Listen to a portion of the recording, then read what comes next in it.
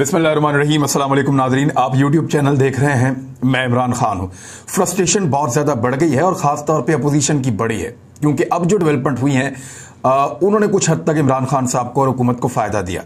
Developments आपके सामने रखता हूँ, लेकिन एक अंदर की खबर है जो मैं आपको बताने जा रहा हूँ कि मैंने आपसे ये कहा था कि आसिफ अली जरदारी मुमकिन तौर पर सदर पाकिस्तान के उम्मीदवार हो सकते हैं, लेकिन ऐसा नहीं है। ऐसा नहीं है। मौलाना फजलुर रहमान साहब अब सदर पाकिस्तान के उम्मीदवार हैं और अपोजिशन में यह तय पा गया है कि फजलुर रहमान साहब को सदर पाकिस्तान बनाया जाएगा। इमरान खान साहब को हटाने के बाद सदर आरिफ अलवी साहब का मुवाखजा किया जाएगा और उसके लिए तमाम इत्तेहादी, तमाम पार्टियां मिलकर जोर लगाएंगे और हर हाल में आरिफ अलवी साहब को हटाने के बाद सदर पाकिस्तान बनेंगे जनाब फजलुर रहमान साहब। तो ज़रा आप इमेजिन कीजिए कि मौलाना फजलुर रहमान साहब सदर पाकिस्तान है, इस्लामी जमहूरिया पाकिस्तान के सदर मुमलिकत जनाब मौलाना फजलुर रहमान साहब। तो बड़ा ज़बरदस्त एक टाइम फजलुर रहमान साहब के ऊपर भी आने लगा। उनकी एक दिली ख्वाहिश है बहुत पुरानी, हो सकता है वो पूरी हो जाए, लेकिन उसके लिए उनको बहुत बड़ा आग का दरिया उनको अबूर करना है।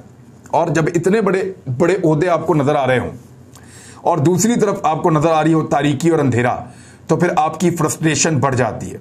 यानी शहबाज शरीफ साहब को क्या नजर आ रहा है कि या वो वजीर आजम बनेंगे या वो जेल में जाएंगे। एक दिन आसिफ अली जरदारी साहब ने कहा था कि या तो मैं जेल में जाऊंगा या मैं पाकिस्तान का सदर बनूंगा, तो वो पाकिस्तान के सदर बन गए थे। अभी भी सूरत ऐसी है कि या तो बहुत सारे लोग जेल में जाएंगे, तो या तो उनको पाकिस्तान में बड़े बड़े ओहदे मिलेंगे। खास तौर पे शहबाज शरीफ साहब, मकसूद चपरासी का आज सारी सूरत हाल जो है उसका चट्टा कट्टा खोल के रख दिया FIA ने अदालत में। आज बताया कि इस बंदे ने कैसे बहुत सारे अकाउंट्स बनाए, कैसे ये आदमी मुख्तलिफ बैंकों में जाता था, कैसे इसके साथ शहबाज शरीफ के आदमी जाते थे कैश बॉयज जो जाकर ब्लैकमेल करते थे बैंकर्स को। वो बैंकर्स ने लिखकर बयान दे दिए हैं कि जनाब हमें शहबाज शरीफ के बंदे आते थे, वो आकर ब्लैकमेल करते थे। फिर रमजान शुगर मिल से हमें सपोर्टिव डॉक्यूमेंट आते थे, हम कहते थे चपड़ासी नमा आदमी है, इसको साइन नहीं करने आते, वो इसको हम कैसे ये अकाउंट इतने बड़े बड़े खोल के दे दें। तो हम पर दबाव डाला जाता था और मकसूद चपड़ासी जो है वो अफसर बन के दफ्तरों के अंदर दाखिल होता था बैंकों में और वो अरबों रुपए के अकाउंट खुलवाता था। तो वो जितने बैंकर्स हैं उन्होंने लिख कर दे दिया कि हमें धमकाया गया, हमें खौफजदा किया गया और फिर हम ये अकाउंट खोलने पर मजबूर हुए। मकसूद चपड़ासी के नाम पर अरबों रुपए हमने जमा करवाए हैं, उन्होंने एतराफ जुर्म कर दिया। अब वो सारा चट्टा कट्टा भी खुल गया है। तो या तो शहबाज शरीफ साहब मकसूद चपड़ासी वाले मामले का जवाब देंगे, जेल में जाएंगे, तो या वो वजीर आजम पाकिस्तान बनेंगे। इसका फैसला वैसे ज्यादातर तो पाकिस्तान की अवाम ने करना है। अगर पब्लिक ना चाहे तो कुछ भी नहीं हो सकता, ये पब्लिक भी जानती है और पब्लिक को अपनी ताकत का आइडिया भी है। अभी जो अहम डेवलपमेंट हुई वो हुई कल रात को वजीर आजम पाकिस्तान की आर्मी चीफ से मुलाकात, और यह कहा जा रहा है कि टोटल 4 लोग थे जिनमें मुलाकात हुई। अब ये खबरें निकालने वाले और देने वाले खास तौर पे वो सहाफ़ी जो PMLN के साथ जुड़े हैं, वो इसके बारे में मुख्तलिफ चीज़ें बता रहे हैं। कोई कह रहे हैं कि आर्मी चीफ ने इमरान खान को साफ नो कह दिया कि कोई सपोर्ट नहीं है, इमरान खान साहब मिन्नतें करते रहे। इस किस्म की चीज़ें वहां से प्रमोट की गई आज दोपहर तक। PMLN के सहाफ़ियों ने और PMLN के अकाउंट्स ने ये प्रोपेगेंडा किया आज दोपहर तक, और वो यही कहते रहे कि इमरान खान साहब की लाख मिन्नतों के बावजूद एस्टेब्लिशमेंट ने उनको किसी किस्म की कोई सपोर्ट नहीं दी। हालांकि मेरे ख्याल में उन 4 लोगों के अलावा अगर वो 4 लोग थे तो किसी को बाहर क्या पता कि अंदर क्या मीटिंग हुई है। और इमरान खान साहब तो पेट के इतने पक्के हैं, वो तो बताते ही नहीं किसी को कि बात है क्या। अभी भी उनके पास जो कार्ड्स हैं वो अपनी मीटिंग में कहते हैं कि मेरे पास है कुछ, मैं वक्त आने पर वो करूंगा, लेकिन वो ये किसी को नहीं बताते कि उनके पास क्या है। बहरहाल ये जो मीटिंग हुई, इस मीटिंग के बारे में गलत फहमियां और गलत खबरें फैलाई गई। हालांकि बारहा पाकिस्तान की फौज ने और ताल्लुकात आमा का जो इदारा है फौज का ISPR, उन्होंने कई मरतबा कहा कि वो सियासत से अपने आप को बाहर रखना चाहते हैं, उनको जबरदस्ती ना घसीटा जाए, और अगर किसी के पास कोई सबूत है और वो साबित कर सकता है कि हम इन्वॉल्व हैं तो वो सबूत लाए और सामने रख दें। अब वो बार बार बेचारे ये कहते हैं, लेकिन ये लोग सुबह से प्रोपेगेंडा कर रहे थे। लेकिन उसके बाद अचानक पता नहीं क्या हुआ। अब मैं आपको जो बात बताने लगा हूं वो खबर नहीं है, वो असेसमेंट है और वो ऑब्जर्वेशन है, और उससे आपको भी अंदाजा हो जाएगा एक छोटे मोटे जो तालिब इल्म हो सकता है कोई भी सियासत का, उसको भी आइडिया हो जाएगा कि आज के दिन में और कल की रात पे हुआ क्या था। देखिए, कोर कमांडर कॉन्फ्रेंस होती है एक, उसमें यह तय किया जाता है कि यह बड़ा इंपॉर्टेंट इवेंट है जो पाकिस्तान में आ रहा है, OIC। और OIC के इजलास के अंदर अमनो आमा का ख्याल रखना और ये जो पूरी दुनिया से मुसलमान मुल्कों के नुमाइंदगान आ रहे हैं, इनका ख्याल रखना, ये मुख्तलिफ मुल्कों के हुक्मरान हैं, इनका ख्याल रखना, फिर इनको मैनेज करना, फिर उसका एजेंडा जो है वो बड़े तरीके से चलना है, फिर ये सब लोग पाकिस्तान का एक अच्छा नाम लेकर और एक अच्छे जेस्चर के साथ वापस जाएं। यहां तक रिस्पॉन्सिबिलिटी रियासत पाकिस्तान की है और पाकिस्तान की सिक्योरिटी के लिए सबसे अहम जिम्मेदार इदारा जो है वो पाकिस्तान की फौज है। तो कोर कमांडर कॉन्फ्रेंस के हवाले से भी यह खबर आई कि वहां पे भी इस बारे में इत्मीनान का इजहार किया गया और अज़म का इजहार किया गया कि इस कॉन्फ्रेंस को कामयाब बनाया जाएगा। और इसीलिए अपोजिशन को यह पैगाम भी पहुंचा और अपोजिशन ने अपना लॉन्ग मार्च का प्लान 23 के बजाय 24 मार्च पे शिफ्ट किया कि हम लॉन्ग मार्च देर से लेकर आएंगे और हम बाद में आ जाएंगे। यानी पहले वो 23 मार्च तक ये सब करना चाह रहे थे, लेकिन OIC का जो इजलास पाकिस्तान में हो रहा है और 23 मार्च का जो प्रोग्राम है, तो उसके लिए अपोजिशन ने अपने प्रोग्राम को आगे बढ़ा दिया। तो एक अच्छा जेस्चर था।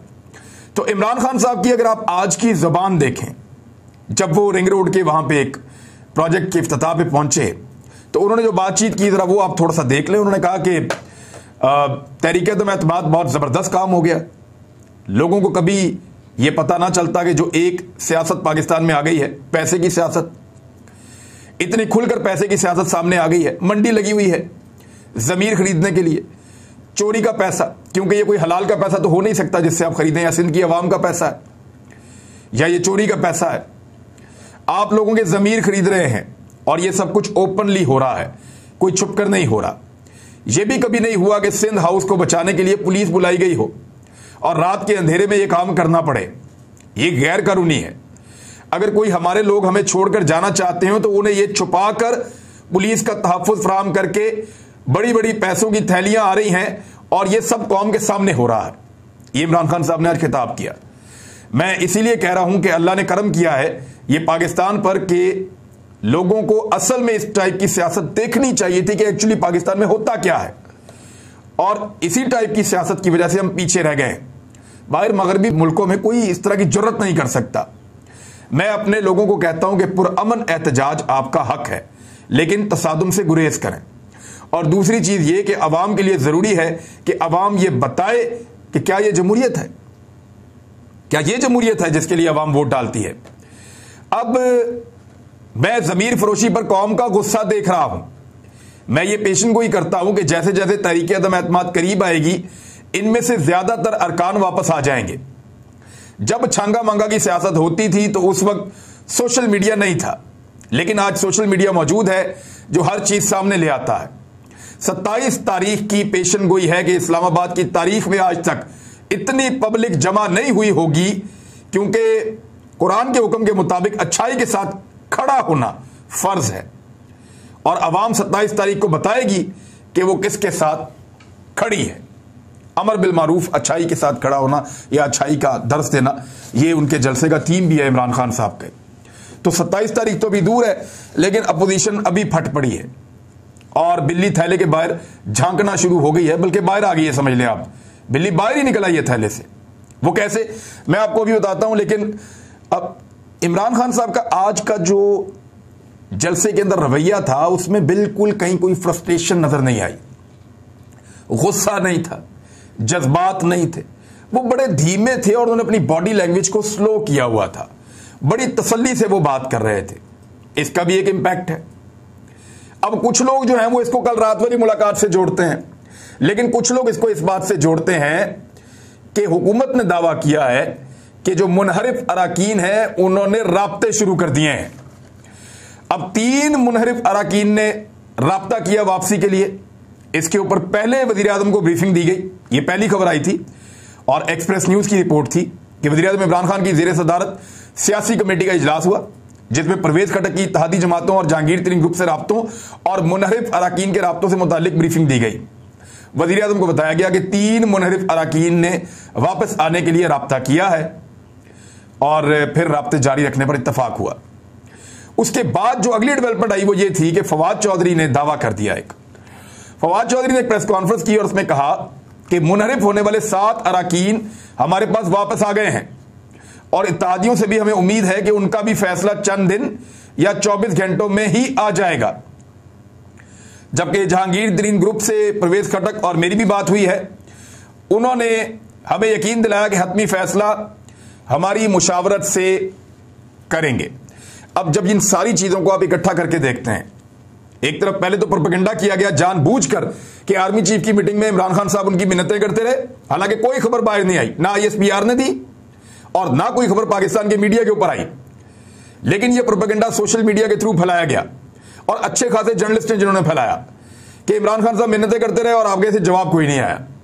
एक तरफ तो यह प्रोपेगेंडा पहले फैलाया गया, फिर उसके बाद इमरान खान साहब की जो तकरीर थी उससे कुछ नतीजा अखज किया गया और उसके बाद जब मुनहरिफ अराकीन ने वापसी के लिए राब्ते किए और वो खबरें आई तो अपोजिशन की फ्रस्ट्रेशन बढ़ गई और अब अपोजिशन अपने असल मिशन की तरफ आ गई है।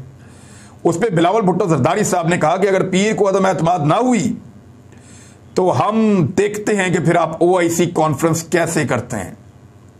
यानी अपनी मुल्की सियासत, अपना इक्तदार, अपने केसेस और सारी चीजें रियासत पाकिस्तान से ज्यादा अहम करार दे दी। उन्होंने वो धमकी दी है जिस धमकी को रियासत पाकिस्तान शायद बर्दाश्त ना कर पाए, या फिर अभी बहुत जल्दी उनको यू टर्न लेना पड़ेगा और एक नया स्टेटमेंट जारी करना पड़ेगा। ये एक फ्रस्ट्रेशन है कि पूरी दुनिया से जिस वक्त मुसलमान मुल्कों के रहनुमा पाकिस्तान में 40 से ज्यादा मुल्कों के रहनुमा आ रहे हैं, ये एक बड़ा इंपॉर्टेंट इवेंट होने जा रहा है पाकिस्तान में और रियासत उसके लिए तैयारियां कर रही है। ऐसे में अपोजिशन सिर्फ अपने सियासी फायदे और नुकसान के लिए, अपनी उस सियासत के लिए जहां उनको केसेस से बचना है और जहां उन्होंने इमरान खान को हटाना है, उस सियासत के लिए वो OIC जैसे इवेंट को दांव पर लगा रही है जो उनके अपने दौर में कभी नहीं हुआ। यानी इनके अपने दौर में हालिया आप 2-3 दहाइयां देखें तो कभी OIC का इजलास पाकिस्तान में नहीं हुआ। तो ये लंबे अरसे के बाद पाकिस्तान को अगर ऑनर मिल रहा है तो वो पाकिस्तान से ये भी छीनना चाहते हैं और साथ ही साथ ये भी कहा कि ब्यूरोक्रेसी इमरान खान साहब के अहकामात लेने से इनकार कर दे। इससे पहले फजलुर रहमान साहब भी कह चुके हैं कि आलमी दुनिया इमरान खान साहब से ताल्लुकात मुनक़ता कर दे और उनके साथ या उनकी हुकूमत के साथ राब्ता ना रखे। तो अब OIC का इजलास जो है वो उन्होंने कहा, उन्होंने धमकी लगाई कि देखते हैं कि फिर OIC का इजलास कैसे होता है। ये बिलावल भुट्टो जरदारी साहब, साथ में उनके शहबाज शरीफ साहब, साथ में उनके मौलाना फजलुर रहमान साहब थे। अब आप अगर गौर करें तो शहबाज शरीफ साहब खड़े कहां इस प्रेस कॉन्फ्रेंस में? आगे खड़े हैं बिलावल भुट्टो जरदारी, उनके साथ खड़े हैं मौलाना फजलुर रहमान और उन दोनों के पीछे खड़े हैं शहबाज शरीफ साहब। वजारत उलमा की लालच ने कल के बच्चे के पीछे शहबाज शरीफ साहब को खड़ा कर दिया है।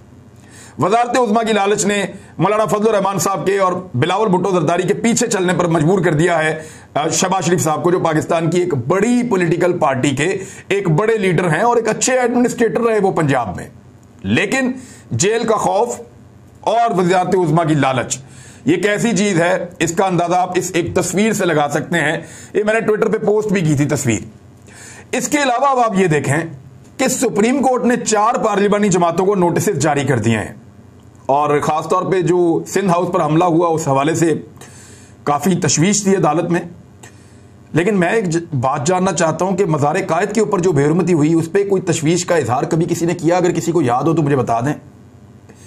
एक सरकारी इमारत जो है वो लाहौर में भी है, नैब लाहौर का हेड ऑफिस, उसके ऊपर एक पेशी पर आने वाली खातून ने अपने लोगों के साथ पत्थर लेकर हमला किया, शीशे तोड़ दिए, लोगों को जख्मी कर दिया और वापस घर चले गए। पेशी पे शामिल भी नहीं हुए तफ्तीश में। उस पर क्या किसी ने नोटिस लिया? यानी पाकिस्तान में नोटिस भी ऐसा लगता है कि पिक एंड चूज ही चल रही है कि ये वाला मामला इसका लिया जाए और ये वाला मामला इसका ना लिया जाए। मैं किसी इदारे पे तनकीद नहीं कर रहा, लेकिन मैं फैक्ट्स आपके सामने रख रहा हूं कि बहुत सारे मामला ऐसे हैं जहां हमें लगता है कि हम चीखते हैं, हम बोलते हैं कि नोटिस होना चाहिए, नहीं होता। बहुत सारे मामला ऐसे हैं जहां हमें लगता है कि गैर जरूरी तौर पर नोटिस हुआ है। यहां छुट्टी वाले दिन भी अदालतें बाद औक़ात लगती हैं और घर की दहलीज पर तय खाने में बैठे हुए लोगों को इंसाफ फराहम कर देती हैं। मैंने आपको पहले भी कहा था कि जब शरीफ खानदान का कोई फर्द इस बात का फैसला कर ले कि वो अदालत से इंसाफ हासिल करेगा, तो फिर दुनिया की कोई ताकत उन्हें अदालत से इंसाफ हासिल करने से नहीं रोक सकती, क्योंकि इंसाफ उनके लिए हर वक्त हाजिर रहता है। दूसरी जानिब अपोजिशन जानबूझकर आर्मी को इस सारे मामले के अंदर घसीटना चाहती है। यानी ये जो अनार्की की बात कर रहे हैं, वो ये कह रहे हैं कि ओआईसी का इजलास हम देखते हैं कि कैसे होता है, तो इसको तो ये खाली हुकूमत का तो नहीं है, रियासत की जिम्मेदारी है। मैंने आपसे कल वाले वीलॉग में कहा था कि एस्टेब्लिशमेंट अपने आप को कैसे न्यूट्रल रख सकेगी अगर पाकिस्तान में अनार्की फैल जाएगी, हालात खराब हो जाएंगे। तो उनकी जिम्मेदारी है, पाकिस्तान उनकी रिस्पॉन्सिबिलिटी है, वो अपने आप को न्यूट्रल रख नहीं पाएंगे, उनके लिए मुश्किल हो जाएगा। और ऐसे हालात जानबूझकर अपोजिशन पैदा कर रही है। यानी शहबाज शरीफ साहब ने कल एक इंटरव्यू में स्टेटमेंट दिया कि मेरे हर आर्मी चीफ के साथ बेहतरीन ताल्लुकात रहे हैं, मैंने इस्लामाबाद और पिंडी के दरमियान हमेशा पुल का किरदार अदा किया है, मियां नवाज शरीफ की लीडरशिप में मैं अपना रोल अदा करता था ताकि गलतफहमी पैदा ना हो। नए आर्मी चीफ की तैनाती या तौसीह के बारे में मुल्क के मफाद में फैसला करेंगे, ये शहबाज शरीफ साहब कह रहे हैं। नए आर्मी चीफ की तैनाती यानी नया जो आर्मी चीफ आएगा कौन होगा उस बारे में, और तौसीह या मौजूदा आर्मी चीफ को तौसीह देनी है, इस बारे में मुल्क के मफाद में फैसला करेंगे, ये शहबाज शरीफ कह रहे हैं। क्यों भाई, आप तो पाकिस्तान के वज़ीर आज़म नहीं है अभी, या आपके पास तो पाकिस्तान में इक़्तिदार नहीं है अभी, तो ये एक्चुअली वो फौज को इस गंदी सियासत के अंदर घसीट कर लाना चाहते हैं ताकि वो एक खास किस्म की सपोर्ट हासिल कर सके। वो इदारा जो अपने आप को न्यूट्रल दिखाना चाहता है, वो इदारा जो ये साबित करना चाहता है कि वो न्यूट्रल रहना चाह रहे हैं, वो उस इदारे को बार बार चैलेंज करते हैं। और दूसरी जानिब हर मुमकिन कोशिश की जा रही है कि इमरान खान की और फौज की लड़ाई करवा दी जाए, कुछ भी करके करवा दी जाए। इवन बहुत सारे फेक अकाउंट्स बनाए गए हैं जिन अकाउंट्स के जरिए से इमरान खान की फोटोज लगाकर फौज को बुरा भला कहना शुरू कर दिया गया है, और ये फेक अकाउंट्स हैं। मैंने इनमें से कुछ अकाउंट्स देखे हैं, आने वाले वीलॉग्स में आपको अगर चाहेंगे तो आपको दिखा भी देंगे ये अकाउंट्स हम, कि जनाब किस तरीके से फेक अकाउंट्स बनाए जा रहे हैं, और उन अकाउंट्स के ऊपर फौज और पाकिस्तान तहरीक इंसाफ में लड़ाई करवाने की एक साजिश की जा रही है। तो नाज़रीन, ये अब तक की सूरत हाल है, इस पर नजर रखते हैं, आपको फर्दर बताते हैं। अब तक के लिए इतना अपना ख्याल रखिएगा।